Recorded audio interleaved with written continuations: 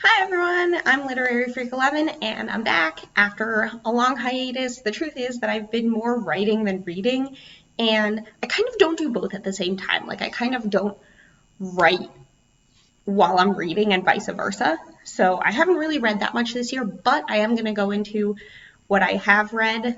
A lot of it's audiobooks.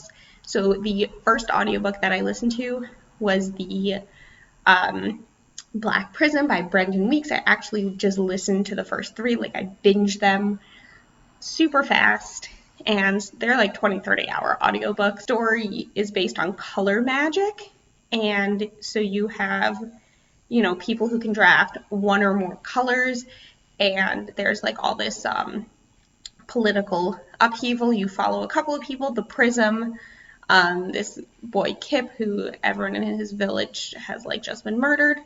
And the Prism is like this leader, so he's involved in like all this political stuff. And so it's very just interesting to see how all these character storylines kind of weave and connect. And it is just a wonderfly well written book. In the third book, you find out that the god they believe in, or Halam, is actually or Ha'olam, which in Hebrew is light of the world, which is kind of cool. So because their magic is light based, of course, their god has a name that's related to light. The next book that I did was the third in the Diviner series, and this also I've been listening to on audiobook. And basically it takes place in 1926 in New York.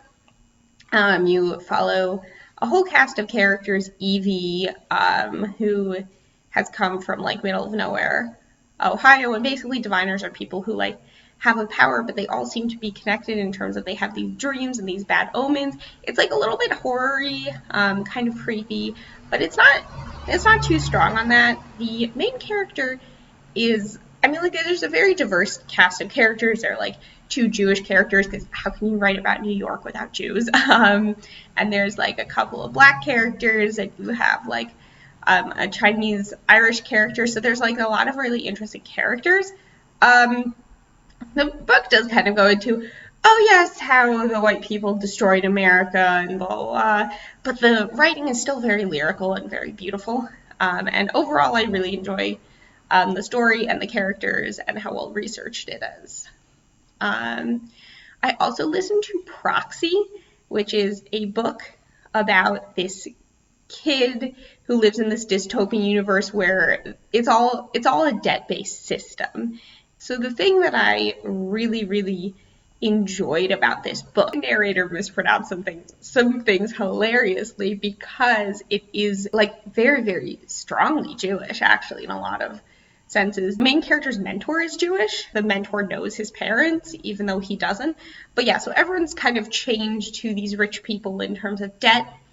And when the rich people need to be punished, they can buy a proxy who gets punished for them. And that rich person owns them until their debt is repaid. And so there's this whole thing about the Jubilee year, Yovel. And it actually says Yovel, like the Hebrew word. Idea where the Jubilee year, every 50 years, everyone's supposed to get released of their debt. There's like a lot about this Jubilee year and a lot of other Jewish words thrown in throughout, but it's a very interesting adventure that these main characters go on to try and free everyone of their debts. So now on to the physical books. I have been binging Saga.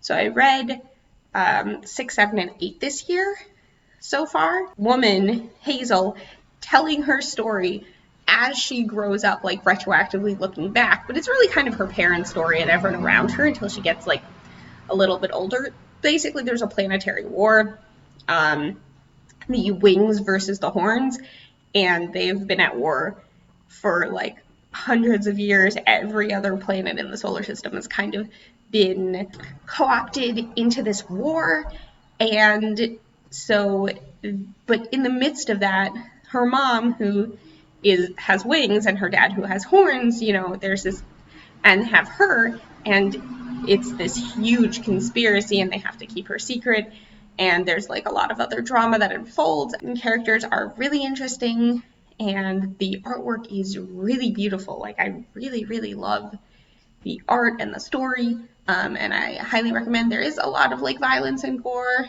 There are also sex scenes if you would prefer not to read that, or I guess see it because it's animated. I read The Trolls and the Knoll, and this is basically, my parents got this for me from Iceland, and it's all these Icelandic fairy tales, and they're each like just a couple of pages, and it's just so interesting, like the culture, and like you really learn a lot based on what their fairy tales were like and the lessons that they were trying to teach their kids, patience and vanity and like all of these different things, and it was super cool. So if you want to Google some Icelandic fairy tales, highly recommend.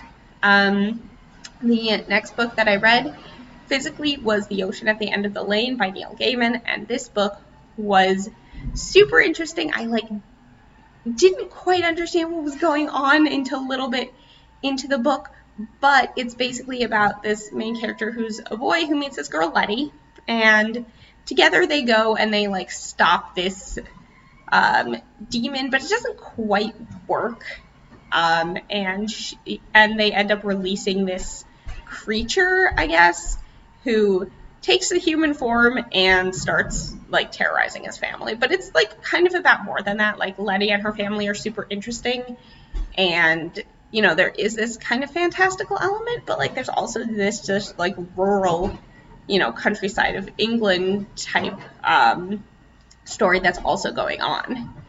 The next book that I read was A Streetcar Named Desire, and that's a play, and I never read it in school, and I figured I'd just do it now. And this is the book. There are kind of just like 4 or 5 main characters, and this woman who lives with her boyfriend, basically her sister comes to stay, and her sister's kind of this, you know, well-dressed, very high-strung woman, and all of this drama unfolds from there. At the same time, like their friend group, there's like abuse, there's a lot of different themes packed into this fairly short play. Like I actually read it in a day. And the last book that I actually physically read is Looking for Alaska, and this is about a boy named Miles who leaves his home in Florida to go to a boarding school in Alabama that I guess his dad went to, and he meets like this cast of very interesting characters, and his thing is that he reads biographies because he's interested in what people's last words are, and he's basically going to seek the great perhaps, and that's why he ended up going to this boarding school. And so it's about him and his story, but it's super interesting because, you know, it says the way it's phrased is like 180 days before, and then the event happens, and then it counts like after. And so you're like, what is this before thing? And you're just, you know, counting down basically until you figure out what happened. And so it's a very interesting way to structure a book. And that's all I have for now.